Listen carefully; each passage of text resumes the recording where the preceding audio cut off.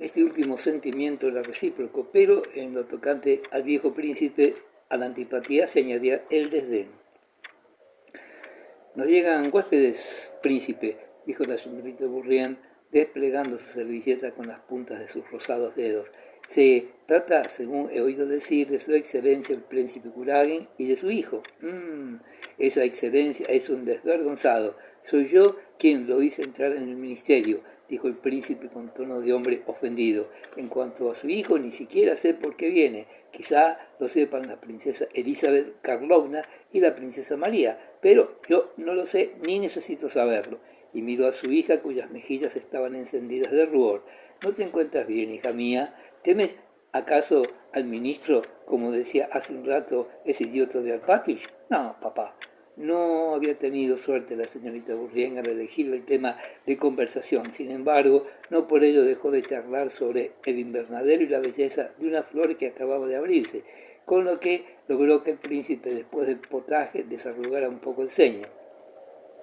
Después de comer, se fue a ver a su nuera, a la que halló sentada en una mesita y charlando con Macha, su doncella. Al verse en presencia de su suegro, palideció. No solamente no estaba hermosa, sino más bien fea. Sus mejillas aparecían descarnadas, sus ojos hundidos y su labio superior parecía encogerse más que de costumbre. «No es nada, un poco de jaqueca», dijo a su suegro, que le preguntaba por su salud. «¿Necesitas algo?» «No, papá, gracias. Está bien, está bien». Y salió. Alpátich y el mayordomo le esperaban en la antesala. «¿Está el camino como estaba?» «Sí, excelencia. Perdóneme, ha sido necedad mía». El príncipe le interrumpió con una sonrisa forzada. Está bien, está bien». Y tendiéndole la mano que el mayordomo besó, entró en su despacho. El príncipe Basilio llegó aquella misma noche. Los cocheros y el servicio de la casa salieron a su encuentro y condujeron el Basok y sus trineos al pabellón, pasando por el camino que adrede había sido cubierto nuevamente de nieve. Las habitaciones para el príncipe Anatolio estaban ya preparadas. Anatolio, a medio vestir, estaba sentado ante la mesa, en uno de cuyos ángulos tenía fijos sus ojos, sonriendo distraídamente. Toda la existencia no era para él más que una serie ininterrumpida de placeres, incluso aquella visita a un viejo refunfuñón y a una heredera fea. Todo aquello podía ser muy divertido, y al fin y al cabo, ¿por qué no había de casarse con ella siendo rica? El dinero nunca estorba. Una vez afeitado y perfumado, con el esmero y elegancia que aplicaba a los menores detalles de su aseo personal, y guió su cabeza con una expresión de triunfo y entró en la habitación de su padre, en torno del cual se movían dos criados. El príncipe Basilio saludó jovialmente a su hijo con un movimiento de cabeza como queriendo decirle: «Perfecto, así es como debes presentarte». «No, papá, dejémonos ahora de bromas. ¿De veras es tan monstruosa?», dijo Anatolio, reanudando un tema que había abordado más de una vez durante el viaje. «Basta, no digas tonterías. Procura mostrarte respetuoso con el viejo y comportarte como es debido. Si me espeta cosas desagradables, me volveré», dijo Anatolio. «Detesto a esos viejos». «No olvides que todo depende de ti». Entre tanto, las mujeres sabían ya la llegada del ministro y de su hijo y se habían enterado de los menores detalles acerca de sus personas.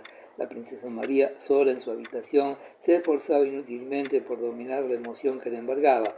«¿Por qué han escrito? ¿Por qué Lisa me ha hablado de ellos?» No, es imposible», decía mirándose al espejo. «¿Cómo me presentaré en el salón? No seré ya nunca más la misma, aún en el caso de que me guste». Y el pensamiento de su padre la llenaba de terror. La princesita y la señorita Bourrienne habían recibido ya de Maya, la doncella, todas las informaciones necesarias: que el hijo del ministro era un apuesto muchacho, joven y cejijunto, que el padre apenas podía arrastrar los pies por la escalera y que el hijo, vivo como una ardilla, subía los escalones de 3 en 3. Con todas esas noticias, la princesita y la señorita Bourrienne, a las cuales se oía cuchichear por el corredor, entraron en la habitación de la princesa. «¿Ya sabes que han llegado, María?», dijo la princesita, dejándose caer en una butaca. No llevaba ya la blusa que se había puesto por la mañana, sino que vestía uno de sus trajes más elegantes. Iba cuidadosamente peinada, pero la animación de su rostro no lograba disimular el cambio que se había operado en sus facciones. Al contrario, con aquel vestido no se notaba aún más. Por su parte, la señorita Bourrienne se había hecho arreglar uno de sus trajes con el que resaltaban todavía más sus naturales encantos. «Por Dios, ¿todavía está usted así, querida princesa?», dijo. «Vendrán a anunciarnos que esos señores están en el salón. Tendré que bajar y todavía no ha comenzado a arreglarse». La princesita se levantó, llamó para que acudiese la doncella y alegremente pasó revista al ajuar de su cuñada. La princesa María estaba enojada consigo misma porque si se le antojara una falta de dignidad la emoción que sentía, y se extrañaba de que sus dos compañeras no encontrasen todo tan sencillo. Reprochábale su conducta, era tanto como descubrir las sensaciones que experimentaba, y por otra parte, negarse a hacer lo que le aconsejaban sería dar motivos a continuas bromas. Se le arrebolaron las mejillas, el fulgor de sus bellos ojos se apagó, su rostro se tensó y en plan de víctima resignada se abandonó a la dirección de su cuñada y de la señorita Bourrienne, que se atarearon lo mejor posible en hermosearla. La pobre muchacha era tan fea que ninguna rivalidad entre ellas era posible. Ambas desplegaron pues toda su ciencia en vestirla convenientemente, con aquella ingenua buena fe de las mujeres que creen que la indumentaria y el tocado pueden hacerlo todo. «No, María, no, este vestido no te sienta bien», dijo Lisa, retrocediendo unos pasos para hacer un examen de conjunto. «Di que traigan el otro, el de color manzana. Se trata tal vez de decidir tu destino». «Ah, no, es demasiado claro, no está bien».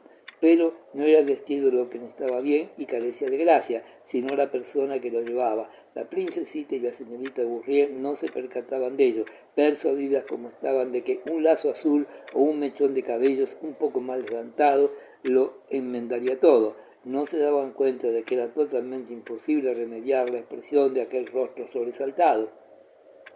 Podían verificar en el marco cuantos cambios quisieran, y no obstante siempre permanecería aquel insignificante y carente de atractivos.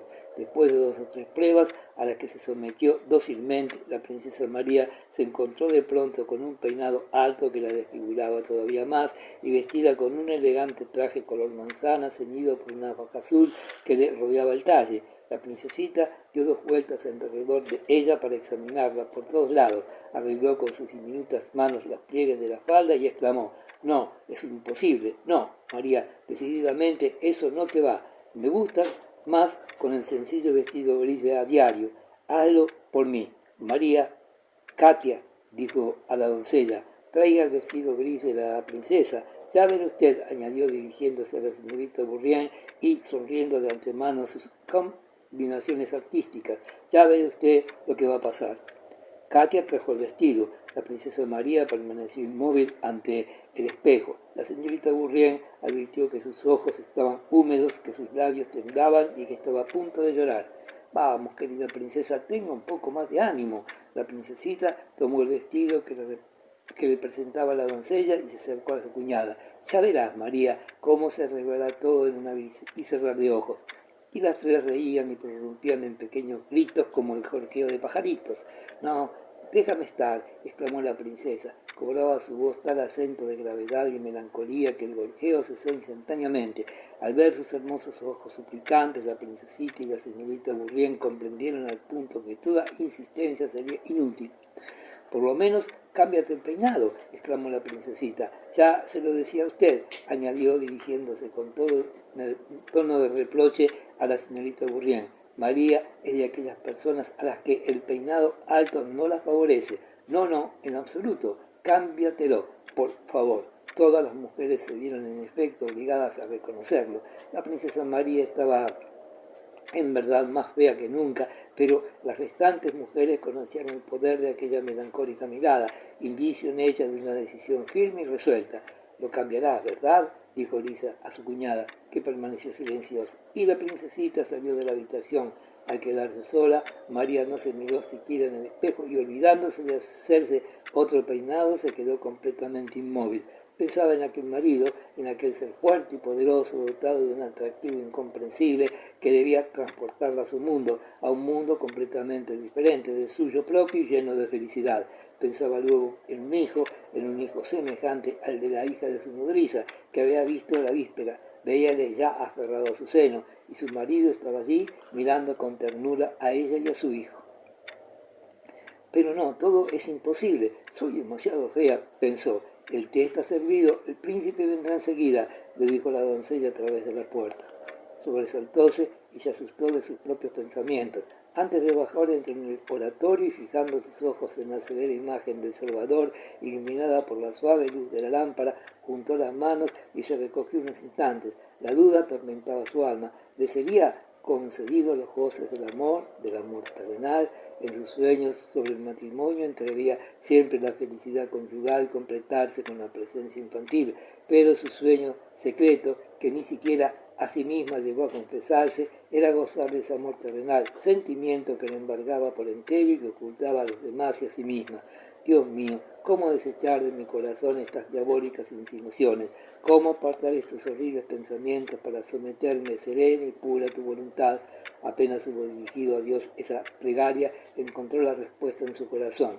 No desees nada para ti. No busques nada, no te turbes ni envidies nada a nadie. El porvenir debe serte desconocido, pero el futuro debe hallarte dispuesta a todo. Si es designio de Dios ponerte a prueba con los deberes del matrimonio, cúmplase su voluntad. Estos pensamientos la tranquilizaron, pero en el fondo de su corazón siguió guardando el deseo de ver realizado su sueño de amor. Dio un suspiro, se persignó y sin pensar ya en su vestido ni en su peinado, en lo que diría al entrar, bajó al salón.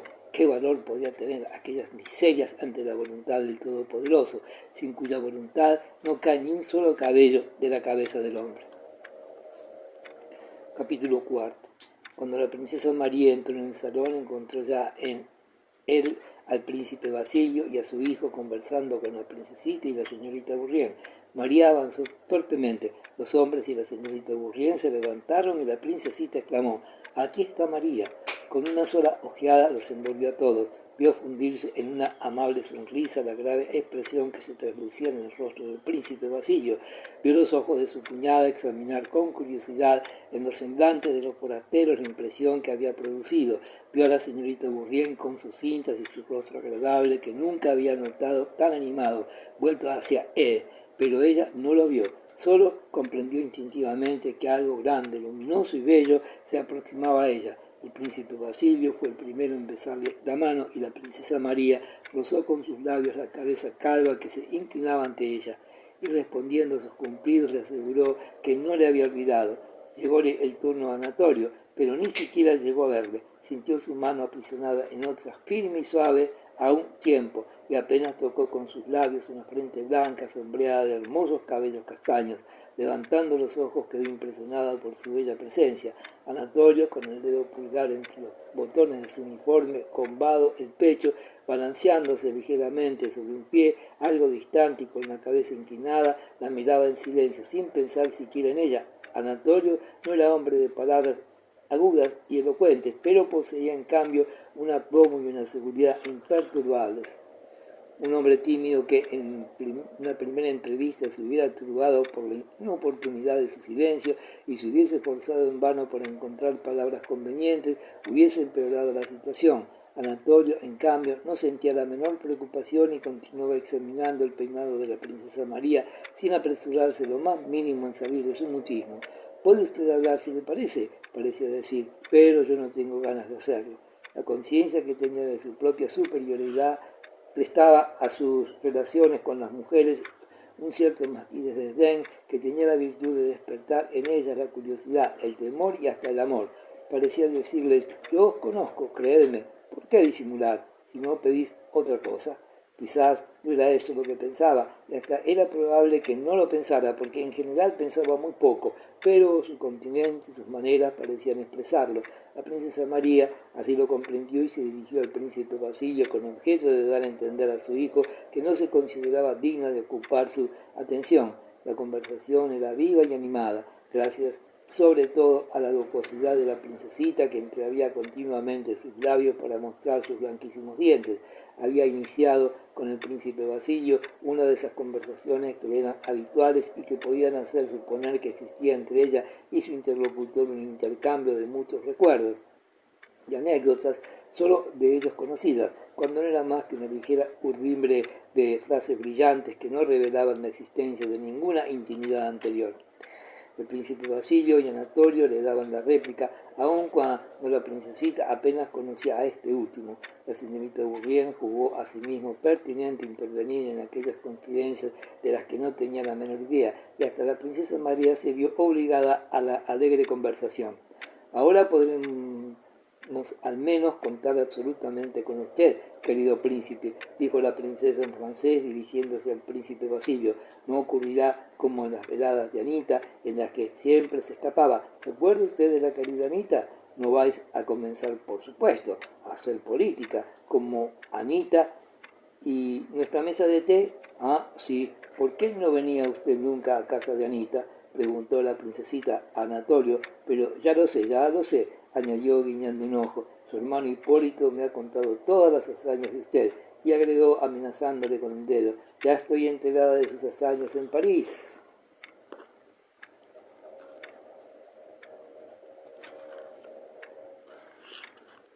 Hipólito no te ha contado nada, dijo a su hijo el príncipe Basilio, tomando la mano de la princesita como si quisiera retenerla. ¿No te ha contado cómo se enamoró de la encantadora princesa y cómo ésta se lo quitó de delante? Ah, es la perla de las mujeres. Princesa, añadió dirigiéndose a la princesa María. Por su parte, la señorita Bourrienne, al oír la palabra París, aprovechó la ocasión para mezclar en la conversación sus recuerdos personales e interrogó a Anatolio acerca de su estancia en la capital francesa. Anatolio la miró sonriendo y le respondió de muy buen humor. En su foro interno había decidido de antemano no aburrirse en Lisiagorio. No está mal, no está del todo mal esa señorita de compañía, decíase. Espero que la otra lo tomará consigo cuando se case conmigo. Es deliciosa esa pequeña. El viejo príncipe estaba aún en su habitación vistiéndose con gran parsimonia. Gruñón y pensativo conjeturaba respecto a lo que tenía que hacer. La llegada de aquellos visitantes le contrariaba. ¿Qué quiere de mí el príncipe Basilio y su hijo? El padre es un charlatán y un fat, y su hijo debe parecérsele. Su llegada le contrariaba, sobre todo porque volvía a poner sobre el tapete, una cuestión que se esforzaba siempre en soslayar, como tratando de engañarse a sí mismo.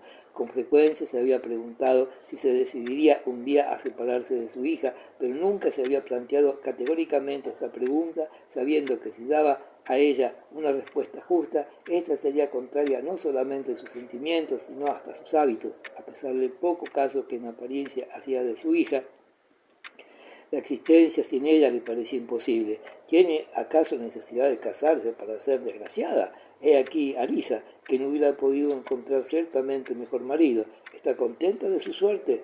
Fea y torpe como es. ¿Quién se casará con ella? ¿Por amor? Le tomarán por su fortuna, por sus buenas relaciones. ¿No sería más feliz quedándose soltera? Así pensaba mientras acababa de vestirse el viejo príncipe. Aquella terrible alternativa estaba sin duda en víspera de resolverse, pues el príncipe Basilio abrigaba evidentemente la intención de pedir la mano de la princesa María, si no hoy mismo el día siguiente. Indudablemente su nombre, su posición en el mundo no son despreciables, pero ¿es su hijo digno de ella? Es lo que falta por ver, añadió en voz alta, y se encaminó con paso firme y resuelto hacia el salón. Al entrar, abarcó con una ojeada todos los detalles: el cambio de vestido de la princesita, las cintas de la señorita Bourrienne, el monstruoso peinado de su hija, su aislamiento y la sonrisa de Anatolio y la señorita de compañía. Parece de una adefesio, pensó, y en cuanto a él ni siquiera la mira. Buenos días, dijo acercándose al príncipe Basilio. Me alegra mucho verte. La amistad ignora la distancia, repuso el príncipe Basilio con el tono seguro y familiar que era habitual. He aquí a mi hijo pequeño, te lo recomiendo. Buen muchacho, dijo el dueño de la casa examinando a Anatolio. Ven, bésame aquí, y le ofreció su mejilla. Anatolio le dio un beso, luego le miró con curiosidad en espera de una de aquellas salidas originales de que su padre le había hablado. El viejo príncipe se sentó en su sitio habitual en el rincón de la canapé, ofreció una butaca al príncipe Basilio y interrogó acerca de la política y las noticias del día. Sin dejar de escuchar con atención, no perdió de vista a su hija. Ah, eso es lo que han escrito de Potsdam. Y repitiendo las últimas palabras de su interlocutor, se levantó y se aproximó a su hija. ¿Es para los forasteros que te has empeligilado así? A fe mía, que estás hermosa, muy hermosa, y un nuevo peinado en su obsequio. Pues bien, te prohíbo en presencia de ellos que vuelvas a hacerlo sin mi consentimiento. Soy yo, papá, quien tengo la culpa, dijo la princesita. Tú eres libre de hacer cuanto te plazca, repuso inclinándose ante su nuera, pero ella no tiene ninguna necesidad de distinguirse, ya es bastante fea sin todos estos perifollos. Y se volvió a su sitio sin preocuparse de la princesa María, que estaba a punto de llorar. Pues a mi parecer ese peinado le favorece mucho, objetó el príncipe Basilio. Y mi querido y joven príncipe, acércate, ven aquí, conversemos y hagamos mutuo conocimiento. La farsa va a comenzar, se dijo Anatolio sentándose al lado del viejo príncipe. Así pues, educado en el extranjero, ¿no es eso? En camino a tu padre y a mí nos enseñó a leer y escribir un sacristán. Y dime, amigo mío, ¿sirves en la guardia montada? Añadió mirándole fijamente desde muy cerca. No, he pasado al ejército, repuso Anatolio, que apenas podía contener la risa. Eso está muy bien. Así pues, quieres servir al emperador y a la patria, pero hay guerra y un muchacho como tú tiene que servir. ¿Estás en servicio activo? No, príncipe, el regimiento está ya en marcha y yo estoy agregado. ¿A qué estoy agregado, papá?, dijo a su padre, riendo. Pues sí que sirve bien. ¿A qué estoy agregado? El viejo príncipe se echó a reír y Anatolio le secundó de buen grado. De pronto el príncipe Nicolás frunció el ceño y dijo: bien, vete. Anatolio sonrió y se reunió con las damas. ¿Lo has hecho educar en el extranjero? ¿No es eso, príncipe Basilio? He hecho cuanto he podido. La educación que se da allí es infinitamente superior a la nuestra. Sí, claro está. Hoy todo ha cambiado. Todos son modas nuevas. Un buen muchacho. Y ahora vamos arriba. Apenas hubieron entrado en el gabinete, el príncipe Basilio se apresuró a hacerle partícipe de sus deseos y esperanzas. ¿Crees acaso que la tengo encadenada y que no puedo separarme de ella? Eso es lo que la gente se imagina, exclamó lleno de cólera. Por mi parte, que sea mañana mismo. Solo quiero conocer mejor a mi yerno. No ignoras cuáles han sido siempre mis principios. Obra pues francamente. Mañana se lo preguntaré ante ti y si tu respuesta es afirmativa, tu hijo se quedará por un tiempo entre nosotros, porque quiero estudiarlo, concluyó diciendo el príncipe dando a su voz el mismo tono agudo con que se había despedido de su hijo. Te hablaré, príncipe, con la mayor franqueza, dijo el príncipe Basilio, adoptando el tono de un hombre astuto que se ha convencido de la inutilidad de sus tetas frente a un interlocutor demasiado clarividente, porque conoces bien a los hombres. Anatolio no es ciertamente un genio, pero es un muchacho correcto y un buen hijo. Bien, ya veremos. Ante la aparición de Anatolio, las tres mujeres que vivían solitarias y privadas desde hacía mucho tiempo de la sociedad de los hombres, se dieron cuenta igualmente de que su existencia hasta aquel día había sido incompleta. En un instante se les incrementó a las tres la facultad de pensar, sentir y observar, y las tinieblas en que hasta entonces habían transcurrido su vida se rasgaron súbitamente con una luz viva e inesperada. La princesa María no pensaba ya en su rostro ni en su desdichado peinado y se absorbía en la contemplación de aquel hombre que podía llegar a ser su marido. Le parecía bueno, resuelto, enérgico, generoso. Así al menos lo creía. 1000 sueños de felicidad doméstica brillaban en su imaginación, pero trataba de apartarlos y sepultarlos en el fondo de su corazón. No me muestro demasiado fría con él, pensaba, si guardo estas reservas porque me siento verdaderamente atraída hacia él. Sin embargo, no puede adivinar lo que pienso ni puede creer tampoco que me sea desagradable. Y la princesa María se esforzaba en vano por ser amable. Pobre muchacha, es horriblemente fea, pensaba Anatolio. La señorita Bourrienne, excitada también extraordinariamente por la llegada de Anatolio, pensaba de muy distinta manera. Aquella linda muchacha que no tenía en el mundo ninguna posición, ni parientes, ni amigos, ni patria, no podía pensar seriamente en dedicar toda su vida a ser la lectora del viejo príncipe y a la amiga de la princesa María. Esperaba desde hace mucho tiempo aquel príncipe ruso que con una sola ojeada sabría apreciar su superioridad y sobre las princesas rusas feas, desgarbadas y carentes de gracia, que se enamoraría de ella y la raptaría. La señorita Bourrienne sabía una historia que había oído contar a una amiga suya y que su imaginación se complacía en darle un feliz término.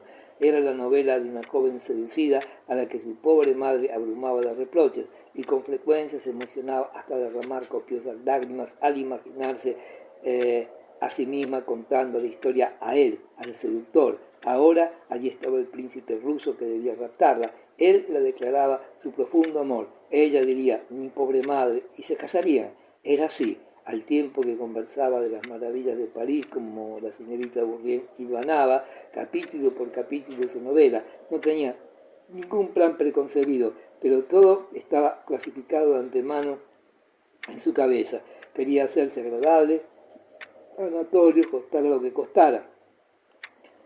La princesita, como un viejo caballo de regimiento, que relinchaba al son de las trompetas, se olvidaba su situación y se preparaba, no solo sin ningún pensamiento oculto, sino con un ingenio y frívola ironía, a un ataque a fondo con las armas de su coquetería. Cuando se encontraba en una sociedad de mujeres, Anatolio solía desempeñar el papel de hombre saciado ya de las atenciones femeninas, y al darse cuenta de la influencia que ejercía sobre aquellas tres personas, su amor propio se sentía satisfecho. Además, comenzaba a apoderarse de él aquel sentimiento apasionado y brutal que lo impulsaba con frecuencia a cometer los actos más groseros y atrevidos. Después del té, la reunión pasó al salón de música y se invitó a la princesa María a tocar el piano. Anatolio se acodó sobre el instrumento al lado de la señorita Bourrienne y no apartaba los ojos de la princesa María, la cual sentía con una emoción de dolorosa alegría posarse en aquella mirada.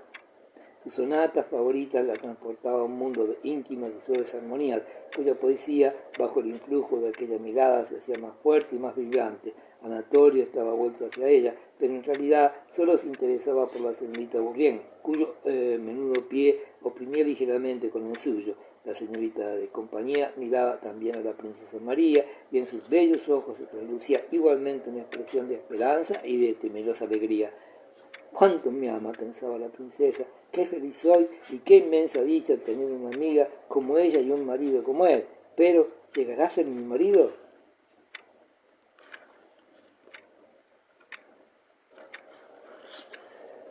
Por la noche, al llegarse a la reunión, después de cenar, Anatolio besó la mano de la princesa, que tuvo ánimos para mirarle. Besó también la mano de la joven francesa. No era tal vez pertinente, pero lo hizo con la pluma habitual. Esta se sonrojó, asustada, y miró a la princesa María. «¡Cuánta delicadeza!», pensó esta última. «Amelia, que tal era el nombre de la señorita Bourrienne, creerá tal vez que estoy celosa y que no sé apreciar la ternura y el afecto que siente por mí». Y acercándose a la señorita Bourrienne, la besó cariñosamente. Anatolio avanzó hacia la princesa para besarle la mano. «No, cuando su padre me escriba que se porte usted bien, le permitiré besar mi mano. Antes no». Y amenazándole con el dedo, salió sonriendo hacia la habitación. Capítulo 5. Todos se retiraron a sus habitaciones, excepto Anatolio, que se durmió enseguida. Nadie pudo por mucho tiempo conciliar el sueño. ¿Será verdaderamente mi marido ese hombre tan apuesto, tan bueno? Sí, sobre todo tan bueno, pensaba desvelada la princesa María, y le invadió una sensación de terror que hasta entonces había desconocido. Tenía miedo de moverse, le parecía que allí, en aquel oscuro rincón detrás del biombo, había alguien y que ese alguien era el diablo, un hombre con la frente pálida, cejas negras y rojos labios. Llamó a su doncella y le suplicó que pasara la noche cerca de ella. La señorita Bourrienne se pasó largo tiempo por el jardín de invierno, esperando en vano a alguien, sonriendo a alguien y emocionándose a veces con las palabras de su pobre madre, que la reprendía por su falta. La princesita reconvenía a la doncella porque la cama estaba mal hecha, no podía estar acostada ni de espalda ni de lado, todo la molestaba e incomodaba, un peso la oprimía, y aquella noche la sentía tanto más cuanto que la presencia de Anatolio la había retrotraído a una época en que, alegre y desenvuelta, no la abrumaba ninguna preocupación, sentada en una butaca, en camisón y tocada con una cofia, por tercera vez hacía rehacer su cama y volver los colchones. «Ya te había dicho», exclamó dirigiéndose a su doncella, «que estaba llena de abolladuras, con lo que hubiera querido poder dormirme enseguida, pero la ves que no es culpa mía», y la voz temblaba como la de una criatura a punto de llorar.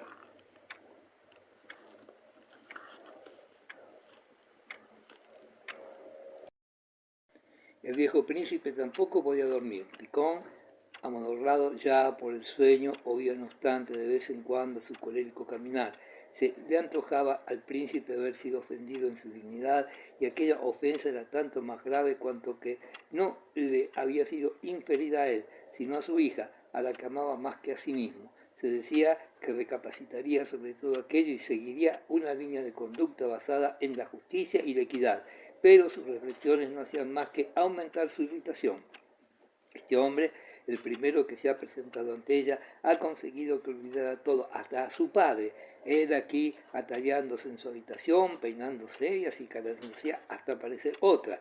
Está encantada con abandonar a su padre, a pesar de que le constaba que yo me daría cuenta de todo. Bah, ¿es que acaso no veo que ese imbécil no mira más que a la Bourrienne? Habrá que despedirla y ni siquiera tiene orgullo para comprenderlo. Si no lo tiene para ella, que lo tenga al menos para mí.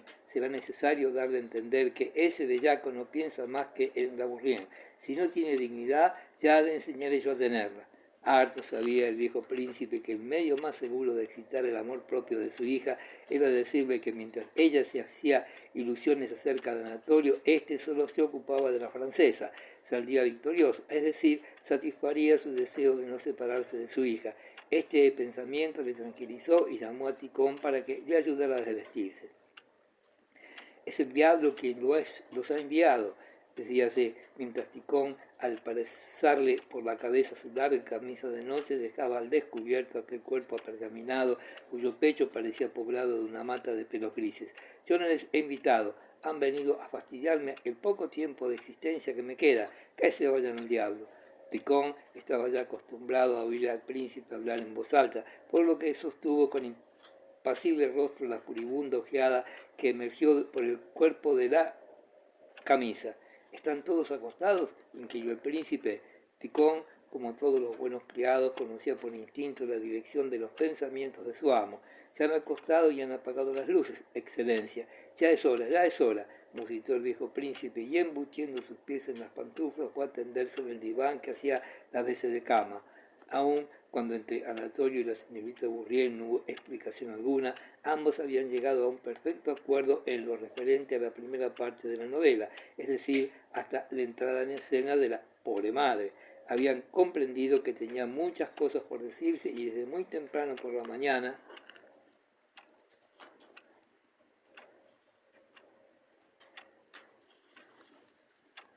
buscaban la ocasión para comenzar a solas, y mientras la princesa María, más muerta que viva, pasaba a la hora habitual al gabinete de su padre, la señorita Bourrienne se encontraba con Anatolio en el jardín de invierno. La princesa María se daba cuenta de que no solamente sabía todo el mundo que aquel día iba a decidirse su suerte, sino que también ella se sentía dispuesta para tal acaecimiento. Creyó adivinarlo en el rostro de Ticón y en el criado del príncipe Basilio, que, al contrario, en el corredor, llevando agua caliente a su ama, le hizo una ceremoniosa reverencia. Aquella mañana el viejo príncipe se mostró en extremo cariñoso y complaciente con su hija. La princesa María conocía muy bien aquella expresión de ternura que no era óbice para que sus manos se crisparan de cólera cuando no acertaba a resolver pronto un problema de aritmética. Entonces se levantaba, se alejaba de ella y repetía una y otra vez con voz grave e irritada las mismas palabras. Enseguida abordó el tema que le preocupaba sin tutear a su hija. Me han hecho una proposición que os concierne, dijo con una forzada sonrisa. Por supuesto, habréis adivinado que el príncipe Basilio no ha traído aquí a su pupilo, llamábase Anatolio sin saber exactamente por qué, por mis bellos ojos. Ya conocéis mis principios y es por esto que os hablo en este momento. ¿Qué es lo que debo comprender, papá?, dijo la princesa, ora palideciendo, ora ruborizándose. ¿Qué es lo que debéis comprender?, gritó el viejo montando en cólera. El príncipe Basilio os encuentra su gusto para Noela y os pide en matrimonio para su pupilo. ¿Está claro? Es a vos a quien debo preguntar. Yo no sé, papá, lo que usted, murmuró la princesa. Yo y a mí, ¿qué me importa? Dejadme estar a mí, no soy yo quien tengo que casarme. ¿Qué es lo que queréis? Es lo que me interesa saber. La princesa comprendió que aquel matrimonio no era muy del agrado de su padre, pero se dijo al punto que este era el momento en que su vida había de decidirse. bajo los ojos para no ver aquella mirada, bajo cuyo influjo se sentía incapaz de pensar y ante la cual estaba acostumbrada a someterse. Solo decía una cosa, hacer su voluntad, pero si me fuera permitido expresar mi pensamiento. Está bien, exclamó el príncipe interrumpiéndola, te tomará con la dote y con la señorita Bourrienne. Esta será su mujer, y tú... Al notar la impresión que sus palabras producían en su hija, se detuvo. Esta bajó la cabeza y estaba a punto de prorrumpir en llanto. Vamos, vamos, se trata de una broma. Acuérdate de una cosa, hija mía. Mis principios reconocen a una muchacha el derecho de elección. Eres libre, pero no olvides que de la decisión que tomes depende la felicidad de toda tu vida. No tienes que preocuparte por mí. Bueno, yo no sé, papá, no leemos más. Él se casará con quien le ordenen, pero tú eres libre. Vete a tu habitación, reflexiona y tráeme la contestación dentro de una hora. Dirás sí o no en presencia de Anatolio. Ya sé que vas a rezar. Está bien, no te lo impido, pero tal vez sería mejor que reflexionaras. ¿Sí o no? ¿Sí o no? Continuó diciendo mientras su hija se alejaba con paso inseguro. Su suerte estaba decidida y decidida para su felicidad. Mas la alusión a la señorita Bourrienne era terrible. Quizá no era cierta, pero no podía pensar en ello sin perder su sangre fría. Retornaba a su habitación por el jardín de invierno cuando de pronto el conocido cuchicheo de la señorita Bourrienne la sacó de su abstracción. Levantó los ojos y vio a 2 pasos de ella a Anatolio, que tenía enlazada a la joven francesa y le hablaba al oído. Cuando éste se volvió hacia la princesa, expresaba a su rostro los violentos sentimientos que le agitaban, pero no retiró su brazo del talle de la linda muchacha. ¿Quién está ahí? ¿Qué quieren de mí?, parecía decirle a la princesa.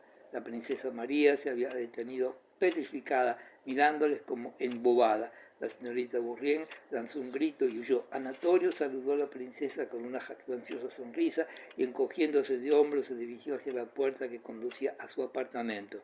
Una hora después, Ticón, a quien se había enviado a avisar a la princesa María, le anunció que le estaban esperando y que también el príncipe Basilio estaba allí. La encontró en su habitación, sentada en el canapé, acariciando dulcemente los cabellos de la señorita Bourrienne, cuyos ojos estaban arrasados de lágrimas. Los bellos ojos de la princesa María, llenos de tierna y afectuosa compasión, habían encontrado de nuevo su sosiego y su luminosa belleza. No, princesa, piense que para usted estoy perdida para siempre. ¿Pero por qué? La quiero más que nunca y haré cuanto esté en mi mano para...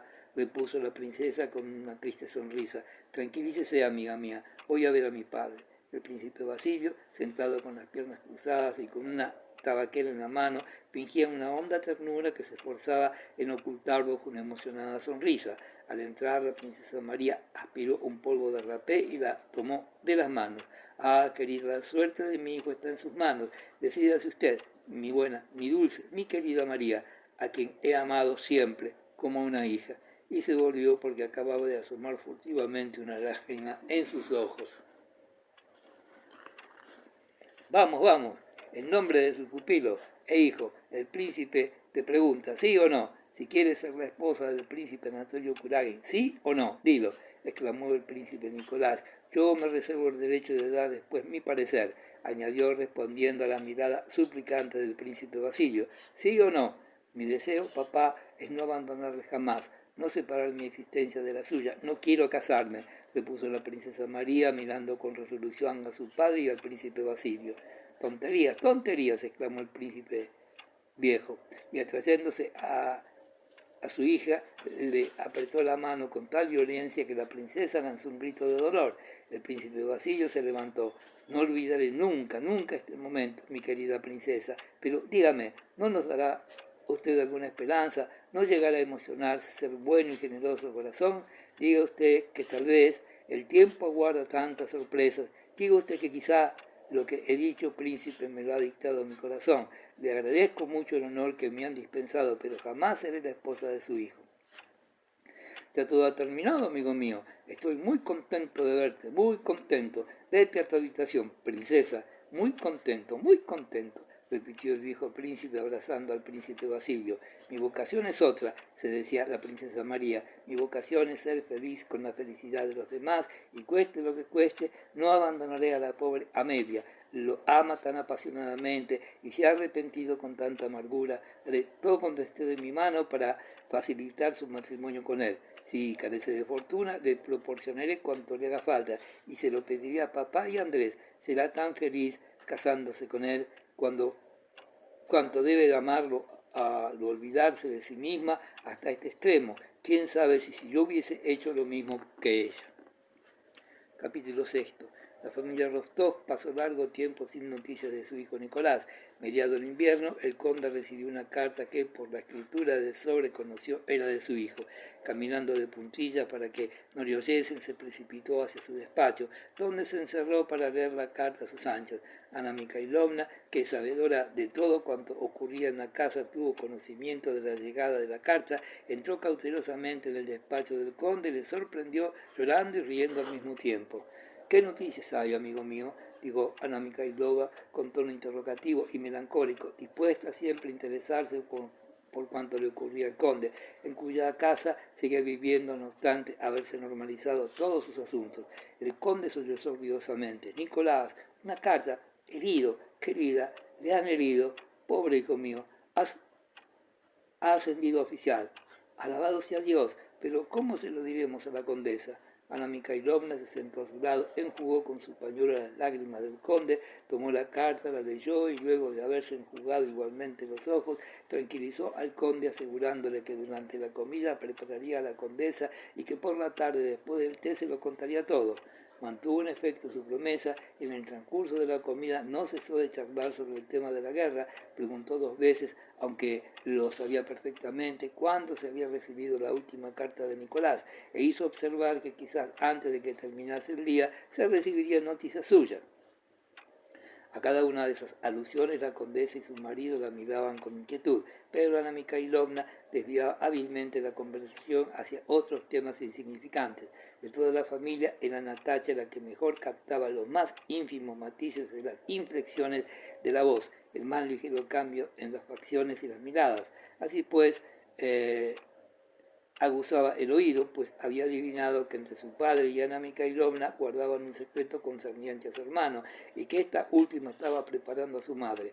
A pesar de su osadía, Natacha, sabiendo cuánto afectaba a su madre lo referente a su hijo, no se atrevió a hacer ninguna pregunta. Sin embargo, estaba tan inquieta que ni siquiera probó bocado y se agitaba en su silla. Apenas acabaron de comer, se lanzó en persecución de Ana Mikhailovna, a la que alcanzó en el salón y con todo su ímpetu se colgó de su cuello. Tía, mi querida tía, ¿qué ocurre? Nada, pequeña. Por Dios, tía, sea usted buena. Yo sé que está usted enterada de algo y no la soltaré hasta que me lo diga. Es una ardilla, hija mía, dijo Ana Mikhailovna. Es una carta de Nicolás, ¿no es cierto?, exclamó Natacha leyendo una respuesta afirmativa en el rostro de Ana Mikhailovna. Shh, sé prudente, ya sabes lo impresionable que es tu mamá. Lo seré, te lo prometo, pero cuénteme lo que ocurre. ¿No quiere? En este caso voy a decírselo yo misma. Ana Mikhailovna la instó nuevamente a guardar silencio y en pocas palabras la puso al corriente del contenido de la carta. Le doy a usted mi palabra de honor, dijo Natacha, persignándose, que no se lo diré a nadie. Y corrió enseguida a reunirse con Sonia, a la que gritó desde lejos con exuberante gozo: «Nicolás está herido, una carta». «¿Nicolás?», exclamó Sonia, palideciendo súbitamente. Al ver la impresión que producía en Sonia la noticia de la herida de su hermano, Natacha comprendió de pronto el dolor que aquella encerraba. Se echó en brazos de Sonia y la besó llorando. Su herida es leve, ha sido ascendido a oficial y se encuentra muy bien, puesto que la carta es de su puño y letra. «Qué lloronas sois las mujeres», dijo Petya entrando con paso decidido a la estancia. «En cambio, yo estoy contento, muy contento de que mi hermano se haya distinguido. Vosotras no hacéis más que gimotear y no comprendéis nada». Natacha sonrió a través de sus lágrimas. «¿Has leído la carta?», preguntó Sonia. «No, no la he leído, pero Ana Mikhailovna me ha dicho que todo el peligro ha pasado y que es oficial». «Loado sea Dios», dijo Sonia persignándose, «pero tal vez no diga la verdad. Vamos a ver a mamá». Petya continuaba paseándose en silencio por la habitación. «Si yo hubiera estado en el lugar de Nicolás, habría matado aún a más franceses. Son unos miserables. Hubiera matado a tantos que hubiese hecho una montaña con ellos». «Cállate, Petya, eres un imbécil. No soy yo el imbécil, sino los que lloriquean por esas Minucias, dijo Petya. ¿Te acuerdas de él? Preguntó Natalia después de un momento de silencio. Sí, me acuerdo de Nicolás, dijo Sonia sonriendo. No, Sonia, quiero decir, ¿te acuerdas de él? Claramente, ¿te acuerdas de todo? Decía Natalia acompañando con gestos sus palabras, a las que trataba de dar un grave significado. Yo me acuerdo muy bien de Nicolás, pero de Boris ni pizca. ¿Cómo? ¿No te acuerdas de Boris? Preguntó Sonia estupefacta. No es que lo haya olvidado, sé muy bien cómo es. Cuando cierro los ojos, veo a Nicolás, pero a Boris y cerró los ojos. Ah, Natalia, exclamó Sonia con exaltación, mirándola fijamente y juzgándola sin duda indigna de oír lo que iba a decir, lo que no le impidió dar a sus palabras una emocionada convicción. Amo a tu hermano y suceda lo que suceda, a uno de los dos le amaré siempre. Natalia la miró con ojos curiosos, se daba cuenta de que Sonia acababa de decir la verdad, que aquello era el amor y que ella no había experimentado jamás un sentimiento semejante. Creía que aquello podía existir, pero no lo comprendía. ¿Lo escribirás? Preguntó. Sonia quedó pensativa, pero era aquello una cuestión que la preocupaba desde hacía tiempo. ¿Cómo era posible escribir a Nicolás? Pero es que tenía que escribirle. Ahora que ya era oficial y un héroe herido, ¿era acaso el momento de acordarse de él como para hacerle mención del compromiso que con ella había contraído? No sé, si me escribe le contestaré, repuso sonrojándose. ¿Y no te dará vergüenza hacerlo? No, pues yo me avergonzaría de escribir a Boris, y no lo haré. ¿Pero por qué? No lo sé, pero estoy segura de que me daría vergüenza.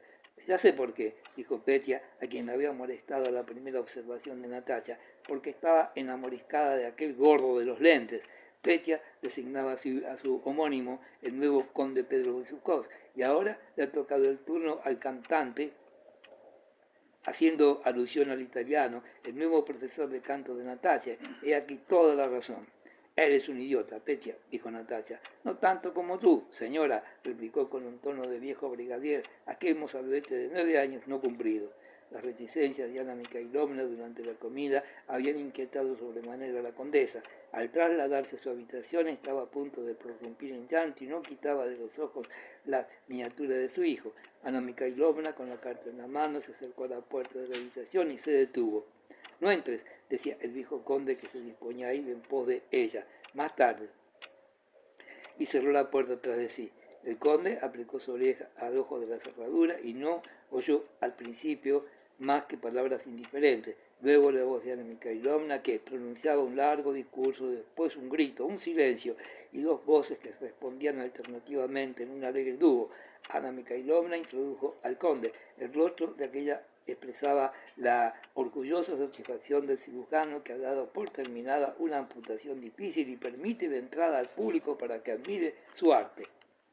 Ya está, dijo al conde, mientras la condesa, con el retrato en una mano y la carta en la otra, los besaba alternativamente. Tendió las manos a su marido, besó su calvicie, por encima de la cual echó una nueva ojeada al retrato y a la carta, y le apartó de sí dulcemente para llevar una vez más a sus labios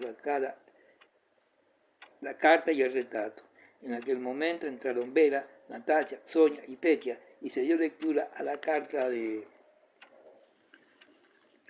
Nicolás, en la que relataba en breves líneas la campaña, los dos batallas en las que había tomado parte, su acento y que terminaba con estas palabras: beso la mano de mamá y a papá y les pido su bendición. Y beso también a Vera, a Natalia y a Petya. Enviaba asimismo sus recuerdos al señor Schilling y a la señora Schoss, la vieja criada, y suplicaba a su madre que diera un beso de su parte a su querida Sonia, en la que siempre pensaba y a la que tanto quería. Al oír estas palabras, Sonia se sonrojó, sus ojos se llenaron de lágrimas y, sintiéndose sin fuerzas para sostener todas las miradas vueltas hacia ella, huyó hacia el gran salón, dio una vuelta por todo él y, sofocada y radiante de placer, recogió su falda y se sentó en el suelo. La condesa lloraba. ¿Por qué lloras, mamá?, dijo Vela. Al contrario, es cosa de que todos debemos alegrarnos. Era justo, pero el conde, la condesa, Natacha, todos la miraron con aire de reproche. ¿A quién se parece esta muchacha?, pensaba la condesa. La carta del hijo amado fue leída 1 y 100 veces, y quienes deseaban enterarse de su contenido tenían que trasladarse a la habitación de la condesa, pues ésta no se desprendía de ella. Cada nueva lectura de la carta a los preceptores, al servicio, a Mitenka y algunas amistades constituía para la condesa un renovado goce y cada vez descubría en su querido Nicolás nuevas cualidades. Era en efecto tan extraño para ella decirse que ese hijo que hacía 20 años había llevado en su seno, ese hijo a propósito del cual disputaba con su marido, que le mimaba demasiado, ese hijo a quien creía todavía oír balbucir mamá, estaba allí, lejos de ella, en un país extranjero, solo, sin tener quien le protegiera y le guiara, cumpliendo su deber de hombre. La experiencia de cada día que nos muestra insensiblemente el camino que recorren los niños desde la cuna hasta la edad viril no había existido nunca para la condesa. Cada paso de su hijo hacia la madurez le parecía tan maravilloso como si hubiese sido el primer ejemplo de semejante desarrollo. ¡Qué estilo! ¡Qué hermosas descripciones! ¡Qué alma! Y en cambio nada dice de sí mismo, ningún detalle. Habla de un tal Denisov y estoy cierta de que ha sido el más valiente de todos. ¡Qué corazón! Cuando era todavía muy pequeño yo lo había dicho. Durante una semana toda la casa hizo borradores y copias de la carta que tenía que enviarse a Nicolás, bajo la vigilancia del conde y la condesa. Se preparaba el dinero y los efectos necesarios para el equipo del nuevo oficial. Ana Mikhailovna, que era una mujer práctica, había sabido asegurarse para su hijo una protección en el ejército y había logrado establecer correspondencia con él por medio del gran duque Constantino, comandante de la guardia, a quien remitía las cartas. Por su parte, los Rostov suponían que dirigiendo sus cartas a la guardia rusa en el extranjero no había pérdida posible y que, por tanto, si aquellas llegaban al poder del gran duque comandante de la guardia, no había razón ninguna para que no llegasen. Asimismo, el regimiento de Pavlograd, que debía de encontrarse muy cerca, decidióse pues enviar por correos cartas y dinero al gran duque para que, por mediación de Boris, llegaran al poder de Nicolás. El conde, la condesa, Sonia, los niños, todos habían escrito y el viejo conde había añadido al paquete 6.000 rublos para el equipo. Capítulo 7. El día 12 de noviembre, el ejército de Kutuzov, acampado en la cercanía de Olmutz, ultimaba sus preparativos para ser pasado en revista por los dos emperadores, el de Rusia y el de Austria. La guardia que acababa de llegar a Rusia bivasqueaba a 15 verstas de Olmutz y al día siguiente, a las 10 de la mañana, había de dirigirse al campo de maniobras para tomar parte en la revista.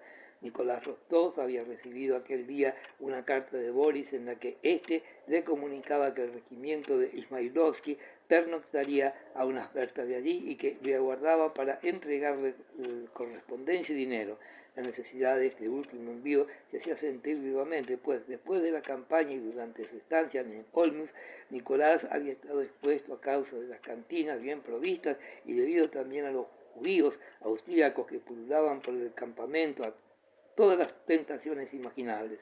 En el regimiento de Pavlograd se festejaban con comilonas y rondas de bebidas las recompensas recibidas, y eran continuos los viajes a la ciudad donde una húngara llamada Carolina acababa de abrir un restaurante servido por mujeres.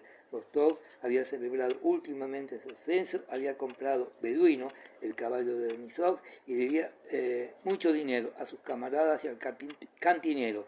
Cuando recibió la carta de Boris, se trasladó enseguida a Olmutz, comió en el restaurante, bebió una botella de vino y partió hacia el campamento de la guardia en busca de su compañero de infancia. Rostov no estaba aún equipado, llevaba una vieja guerrera de Junker, ornada con la cruz militar, un pantalón con las posaderas de cuero y un cinturón con la espada de oficial. Montaba un caballo cosaco que había comprado de ocasión y llevaba un poco ladeado su chacó. Al acercarse al campamento del regimiento de Ismailovsky, pensaba en los maravillados que quedarían Boris y sus camaradas de la guardia al admirar su aspecto marcial de húsar curtido por 100 campañas.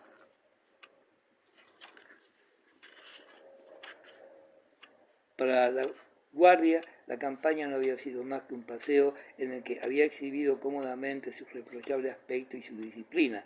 Como las marchas habían sido muy cortas, los soldados se habían despojado de sus mochilas y las habían depositado en las carretas y los oficiales se encontraban por doquier donde pasaban excelentes comidas preparadas por las autoridades del lugar. Los regimientos entraban y salían de las ciudades a los sones de la música y todas las marchas bajo el mando del gran duque se habían hecho al paso, caminando los oficiales al lado de las unidades respectivas.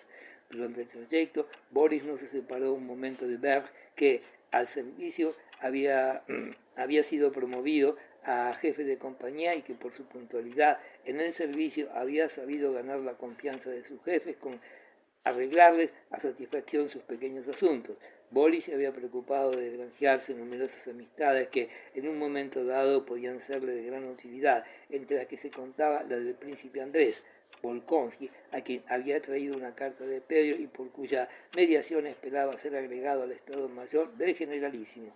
Berg y Boris, pulcros y elegantemente vestidos, totalmente repuestos de la última etapa, jugaban al ajedrez en el limpio alojamiento que les había sido destinado. Berg sostenía entre las rodillas una pipa encendida. Boris, con sus manos blancas y finas, hacía con su precisión habitual una pirámide con las piezas ganadas y mientras aguardaba la jugada de Berg, tenía fijos los ojos en el rostro del contrario que, absorto como siempre en lo que hacía, estaba visiblemente entregado a las incidencias del juego. Y ahora vamos a ver cómo salvará usted esta situación, dijo Boris. Lo intentaré, replicó Berg, tocando un peón y retirando la mano sin moverlo. En aquel momento se abrió la puerta. ¡Ah, por fin! Exclamó Rostov. Y Berg también está aquí. Vamos, niños, es hora ya de acostarse, añadió el recién llegado, repitiendo las palabras de su vieja criada de la cual tanto se había reído, Boris y él en otro tiempo. Cielos, ¿cómo has cambiado? Boris se levantó y se dirigió a Rostov, sin olvidarse, empero, de recoger las piezas del juego que había caído. Iba a abrazarle, pero Rostov se hizo atrás, con ese instinto propio de la juventud que trata de apartarse de los caminos trillados y quiere expresar sus sentimientos de una manera original, distinta de la que usa todo el mundo. Rostov, que quería saludar a su amigo de un modo especial, quería pellizcarlo, darle empujones o cualquier otra tontería, pero no besarlo como hacía todo el mundo. Boris, en cambio, depositó su tranquilidad efectuosamente en las mejillas de Rostov después de abrazarlo. Los 3 besos de rigor. Casi 6 meses habían transcurrido desde que se separaron y al encontrarse de nuevo en el momento en que daban sus primeros pasos en la vida, quedaron asombrados del cambio profundo que en los dos se había operado y que era consecuencia del ambiente en que se habían desenvuelto. ¡Ah, qué suerte la vuestra! Frescos y pimpantes, no parece sino que estéis de vuelta en un paseo. En cambio nosotros, los pobres pecadores del ejército, dijo Rostov, con su joven voz de barítono y sus amplios gestos trataba, mostrando su pantalón cubierto de barro, de desenvolverse como un militar del ejército por oposición con la elegancia de la guardia. En aquel momento la dueña de la casa, una alemana, asomó la cabeza por la puerta. «Es bonita», dijo Rostov con un guiño de ojos. «No grites de este modo, vas a asustarla», replicó Boris. «Te aseguro que no te esperaba tan pronto, pues no hace aún 24 horas que entregué 2 niñas a Volkonsky, un ayudante de campo amigo mío. No contaba con que llegaran tan rápidamente a tus manos y que has recibido ya el bautismo de fuego». Rostov, sin contestar, hizo soltar entre sus dedos la cruz de San Jorge, que colgaba de su uniforme, y señalando el brazo que llevaba en cabestillo, miró a ver con visible satisfacción. «Tú mismo puedes verlo», dijo. Sí, repuso Boris sonriendo. «También nosotros hemos hecho una buena campaña. Ya debes de saber que su Alteza Imperial ya siempre con nuestro regimiento, de manera que gozamos de todas las comodidades y ventajas. Qué recibimiento nos hicieron en Polonia, qué cenas, qué bailes, no te lo puedo explicar. Y el Zarevich es muy amable con todos los oficiales». Los dos amigos se contaron mutuamente la vida de Vivaque y las ventajas y diversiones del servicio bajo el mando de tan elevados personajes. «Ah, la guardia», exclamó Rostov. «Vamos, di que traigan vino». Boris frunció el ceño, pero sacando su bolsa de debajo los blancos almohadones, mandó que trajeran vino. «A propósito, aquí tienes tu dinero y la carta». Rostov dejó el dinero sobre el canapé y acomodándose en la mesa para estar más cómodo se puso a leer la carta. La presencia de Berg le molestaba, sintiéndose mirado fijamente por él, oculto el rostro detrás del papel. «Vaya, que no te han escatimado el dinero, dijo Bert contemplando el repleto saquito hundido en el canapé. En cambio nosotros tenemos que vivir de nuestra paga. En cuanto a mí, te diré... Escucha, querido, si recibieses cartas de tu casa y estuvieses con un amigo con el que tuvieses muchas cosas por contaros y yo estuviera presente, me marcharía enseguida para dejarle en plena libertad. Por